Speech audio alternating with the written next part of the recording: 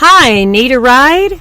Hop on in. I'm headed to Julia's Trucking Cafe. Come on, let's go.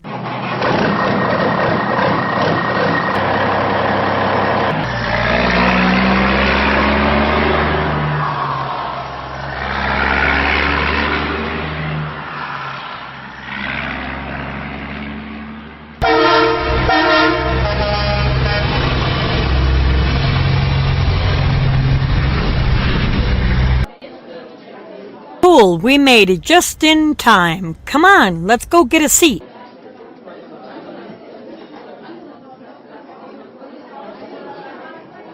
Hey everybody, welcome to another episode of Julia's Trucking Cafe. Welcome, come on in, sit down, get yourself a cup of coffee, and let's get started on the show.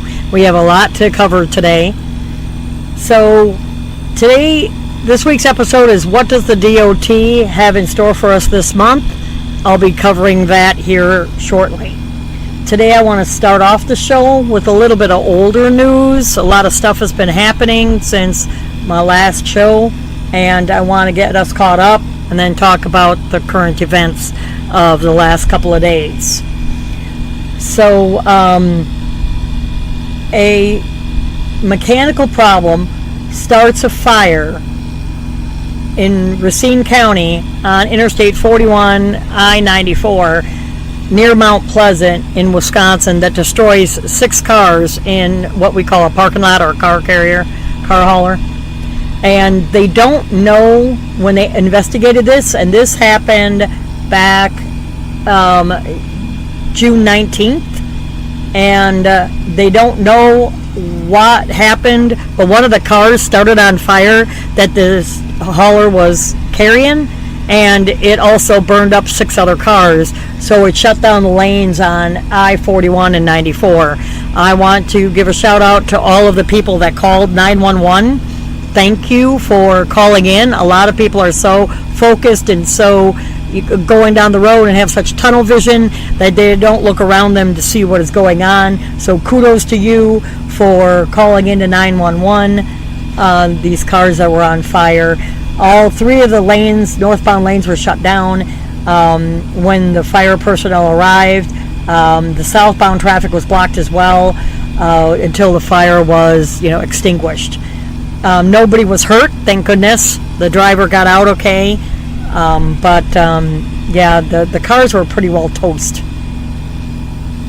In other news, a truck driver dies after a fatal crash on the Woodrow Wilson Bridge when he hit construction vehicles. So there was a boom truck that had 3 men working in what we call the cherry picker, the bucket, and they were working underneath the bridge. So you have this boom truck with this big long arm and an operator, a big long arm, and it goes like a big reverse C that were working underneath the bridge. And I'm sorry to say it was a JB Hunt truck, and he dies, so rest in peace, driver, when he hit several construction vehicles on the Woodrow Wilson Bridge this was a Wednesday morning on June 20th, or this was reported on June 20th, and it led to a fire and a closure, and this was around the Capitol Beltway in D.C. The 3 workers became stranded in the boom truck, and when it was hit. So the tractor trailer and 3 other vehicles caught fire, and they ended up getting a bunch of crews from several different fire departments helped rescue the men under the bridge with a fireboat, officials said, and they did not release the name of the tractor trailer driver. The Maryland State Police, they were investigating the cause of the crash at that time, and the crews from different fire departments were there, and the boom operator went to the hospital with additional attention. Medics evaluated 8 people, and they were all treated and released. All of these articles that I'm referring to will be in the show notes on our website at juliastruckingcafe.com. About 100 firefighters from Alexandria, Fairfax, the district and Prince George's County operated seamlessly together to respond to this fiery scene. The bridge workers were on standby Wednesday to thoroughly inspect the bridge before all lanes were reopened. The tractor trailer was only carrying paper goods. It's unclear what type of work the men were doing underneath the bridge. Officials said that there was a liquid dripping into the river from the bridge, but nothing was hazardous and it quickly dissipated. So they could have been washing underneath the bridge, cleaning it up. You just don't know. Again, you can read the rest of this article for yourself. A failed crash sends a truck in the water at closes Lake Texoma Bridge. And this happened the next day on June 21st. In Durant, Oklahoma, the Oklahoma Highway Patrol says a bridge over Lake Texoma had been closed following a deadly collision that sent a tractor-trailer truck careening into the reservoir that straddles the bridge border with Texas. Troopers say the collision occurred shortly after 2 p.m. on Thursday on U.S. Highway 70 bridge that connects Bryan and Marshall counties. Troopers say one vehicle was burning on the bridge and the truck fell off the bridge and is submerged in the lake. The driver of the car was killed and the truck driver has not been located at that time and is presumed dead. Rest in peace, driver. And then on Saturday, a 52-year-old man was killed when his truck struck a ditch west of the bridge and ignited 7,000 gallons of fuel. So there's a lot. I want you to be aware of the accidents out here. We get so insulated by just driving down the road and not seeing anything. I don't mean to be morbid, but I'm trying to give you current events and what's happening in our industry and keep you up to date with what's going on. And in another accident, Maryland DOT pulls over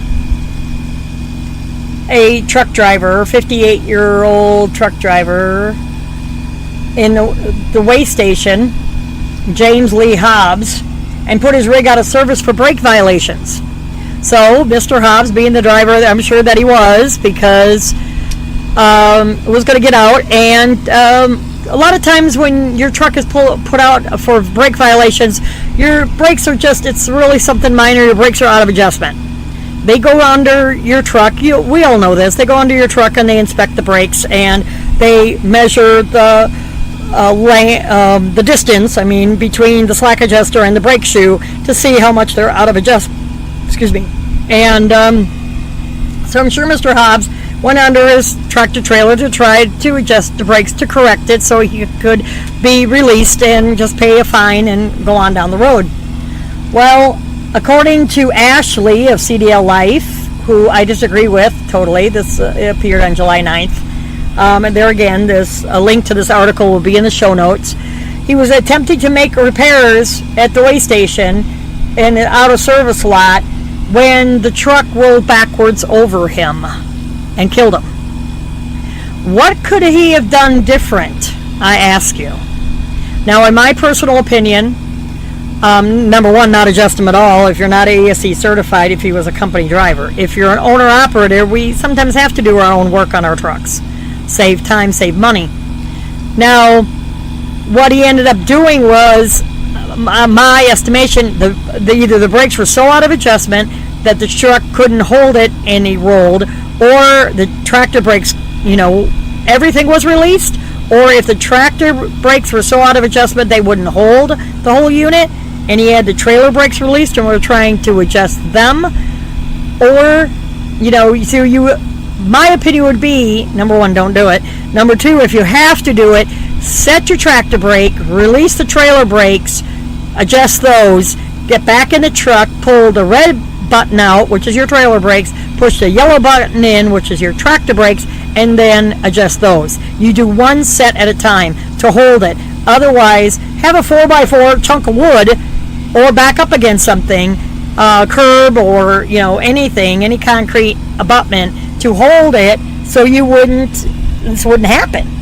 Because, drivers could die on a daily or weekly basis trying to adjust their own brakes. A lot of companies out here don't want you adjusting brakes whatsoever. Now that was some of the current news. And Kentucky police are looking for a 24-year-old driver that has been missing, and his family has not heard from him since June 24th. His truck was found in Illinois. His name is Austin Jones. Friday, July 6th, right after 4th of July, there was filed a missing person report, and Jones is employed as a truck driver for Sierra, England. Illinois found his truck at a Road Ranger truck stop in Dixon. Police say that his personal belongings are still inside the truck, but there's no trace of him. He's described as a white male, brown hair, brown eyes, 5 feet 5 inches tall, 141 pounds, medium build. He does have a thin beard, according to the picture, and a brown mustache with brown spiky hair.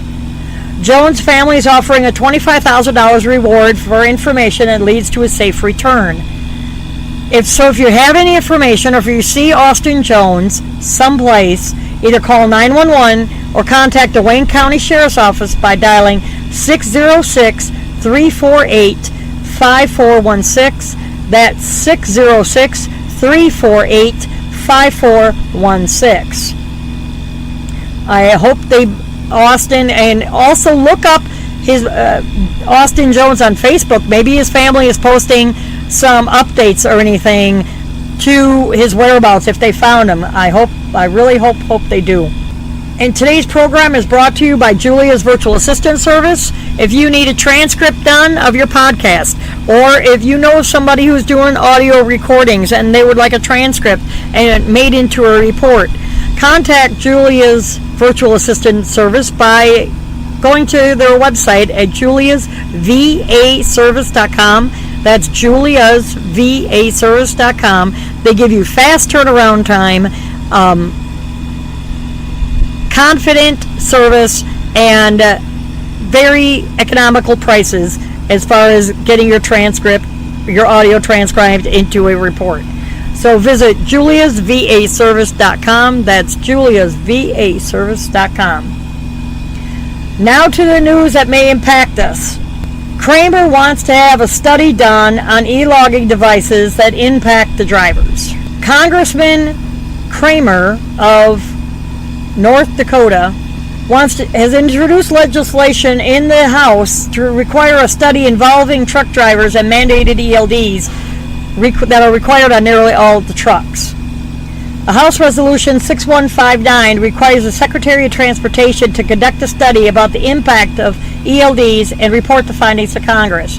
In particular, Kramer would like to know how many truckers have quit their jobs due to the ELD requirements. And this article goes in and explains what an ELD is, which us truck drivers know. And the fleets had until December 2017 to implement the ELDs on all trucks. He says the hardworking men and women who drive trucks are lifeblood of our economy. Let's support our truckers and not burden them. He wrote in a post on Facebook page. In addition to the one-time cost of installing the ELD devices, there are monthly service fees to operate and maintain the devices that a lot of small companies are having a hard time being able to afford in order to remain in compliance. There are also some questions about whether the ELD mandate affects agriculture trucks or businesses that maintain a fleet of less than 10 trucks. So the bill has been referred to the House Committee on Transportation and Infrastructure for further action. So I will keep you posted on what is going on with that. And now the news that everybody has been waiting so patiently for. What the DOT has in store for us in July is Operation Safe Driver Week. It's slated for July 15th through the 21st. Yes, everybody, next week. You can expect to see an increased number of law enforcement officers on patrol across the country. These officers will be on the lookout for unsafe driving behaviors by commercial drivers as well as cars. They'll be looking for speeding, distracted driving, texting, failure to use a seatbelt while operating a commercial vehicle or a car, following too closely, improper lane change, and failure to abide by traffic control devices. I said this on a previous show. I'm reiterating it again because of the fact of it being so close to next week. I would like to thank everybody that is listening in and tuning into our podcast. This month, up to now, from January, I've had over 900 listeners. So thank you so much. And don't forget to subscribe to our YouTube channel. Just go on to YouTube and do a search for Julia's Trucking Cafe. You'll find our channel. I'm trying to make it easy for everyone to be able to find our radio show. Since everybody asks me if it's on Sirius or what channel am I on or anything like that. And then when you tell them internet radio, they're like, oh, I don't do internet. Well, maybe you should start. And then you could go to iTunes directory under the podcast section, and we're there, Julia's Trucking Cafe. And I got some totally super cool news that we are now on iHeartRadio under the podcast section. Whoop, whoop. We got listed under iHeartRadio. So go to the iHeartRadio app, and under podcasts, do a search for Julia's Trucking Cafe, and you can listen to us while you're driving, while you're getting loaded or unloaded, eating. I enjoy listening to the podcast while I'm driving. I do a lot of night driving. That breaks up the monotony. And it's kind of like having an audiobook with a different chapter every week. Also, please feel free to leave a comment on our Facebook page, iHeart page, iTunes, on the website, comments, recipes. If you want to do a little video, I would love to post a little video of how you cook a meal or your recipes for cooking a meal. That would be great. I love to have audience participation. So I'll soon the recipe page will be up here shortly, along with don't forget to look at the show notes for these articles that I've been referring to today. And I'll also be posting little videos of different recipes that I cook in my truck. But it's been, pretty hectic. And a few weeks back, I met a young man named Jawowski, who is an up-and-coming poet. And he has printed a book of ubiquitous poetry and motivational quotes. And so, in closing the show, I would like to read just a short one for each of you, and then leave you with a thought of the day. This one by Jawowski says it's entitled Peace. Identify your emotions. Monitor your thoughts. Analyze your words before you speak them. That is very good insight for a young man to make us all think before we put foot in thy mouth. I apologize, I was stumbling on my words today, but the question that I want to leave you with refers back to the gentleman that was adjusting his brakes. What would you have done in that situation? How would you have handled that situation if you were put out of service with your brakes being out of adjustment? Leave your comments in the comment section on any of the pages that I previously stated before. So keep the sunny side up. There again, I'm stumbling over my words. Keep the shiny side up, and stay safe out there. And until next time, have a blessed week.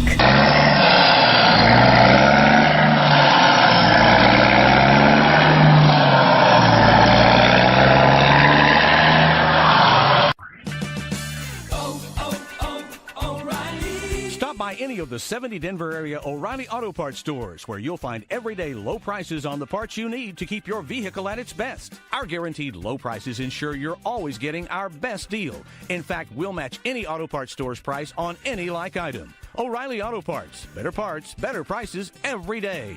O'Reilly Auto Parts. O'Reilly. Stop by by any of the 70 Denver area O'Reilly Auto Parts stores, where you'll find everyday low prices on the parts you need to keep your vehicle at its best. Our guaranteed low prices ensure you're always getting our best deal.